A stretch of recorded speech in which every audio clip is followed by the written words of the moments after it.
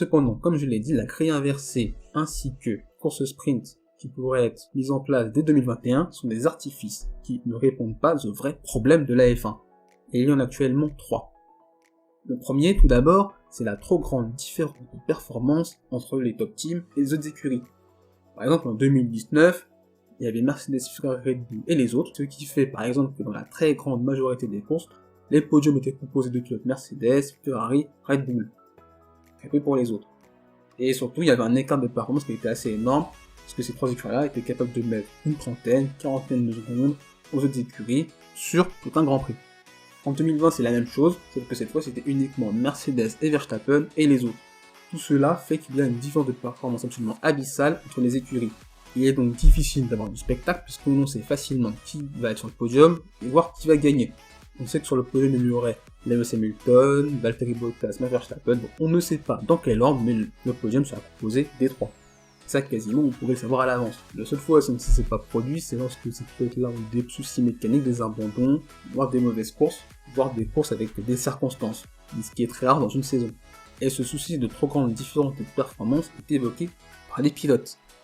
Par exemple, Sébastien Vettel dit « Je pense que si nous souhaitons améliorer les choses, il est très clair qu'il faut plus resserrer le plateau et avoir de meilleures performances. » Et cet avis est partagé par d'autres pilotes, comme Romain Grosjean, qui dit « La solution est ailleurs. Il faut arriver à resserrer la hiérarchie du plateau. » Lance Stroll, quant à lui, ajoute « Par rapport à la grille inversée, ce serait artificiel, le samedi est excitant pour les pilotes et les fans. Le problème vient de la différence de niveau entre les équipes. Le principal objectif est de changer cela. » Le deuxième problème, c'est l'aéro des voitures. Comme je l'ai dit précédemment, avec la réglementation 2017, il est difficile pour les pilotes de se suivre et donc de se dépasser. Et tout cela est dû donc d'ortières, air sale ou air perturbé. Pour résumer d'un point de vue aérodynamique, lorsqu'une voiture roule, elle déplace de l'air.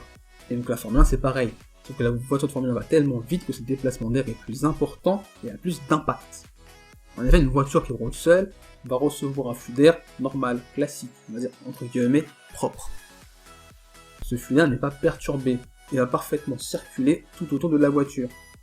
Tandis que si une voiture en suit une autre, cette seconde voiture-là va recevoir un air perturbé, un flux d'air qui sera différent, puisque la voiture qui est devant lui aura déplacé cet air, ce qui va donc de fait conduire à une perte d'appui.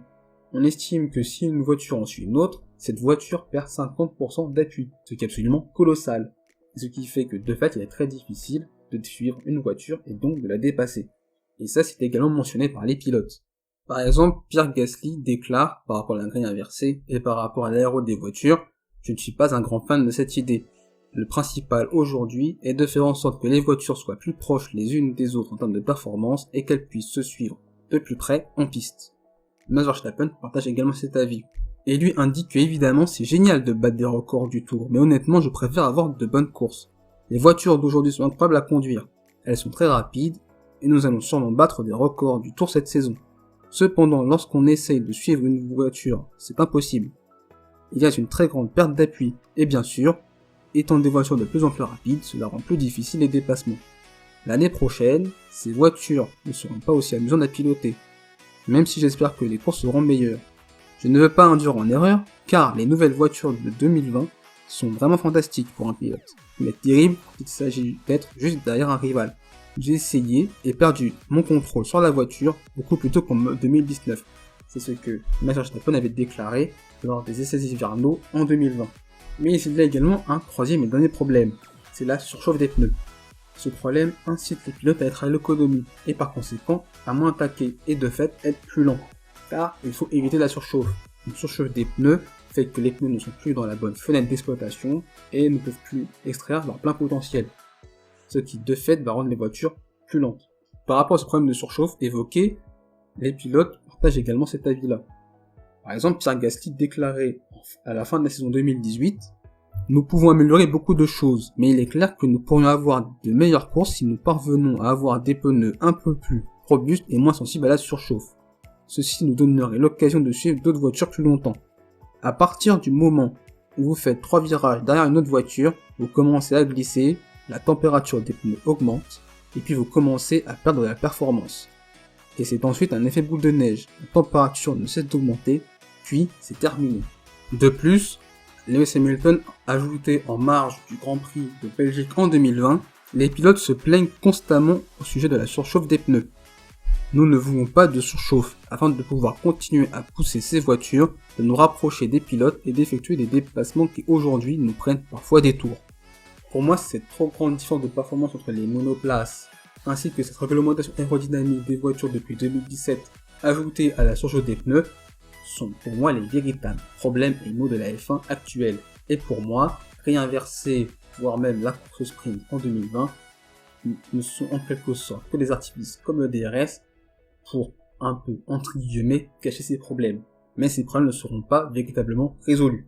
La suite, c'est cette nouvelle réglementation 2022 qui semble pouvoir régler les maux de la F1 que j'ai évoqués précédemment.